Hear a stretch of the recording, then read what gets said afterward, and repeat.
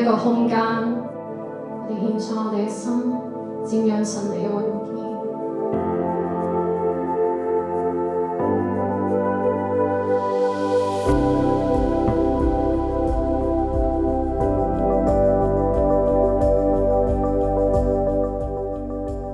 所以當我哋走埋嘅時候，我哋一齊同心去尋求、敬拜、禱告。原來嗰笪地方就係一齊去經歷神嘅同在。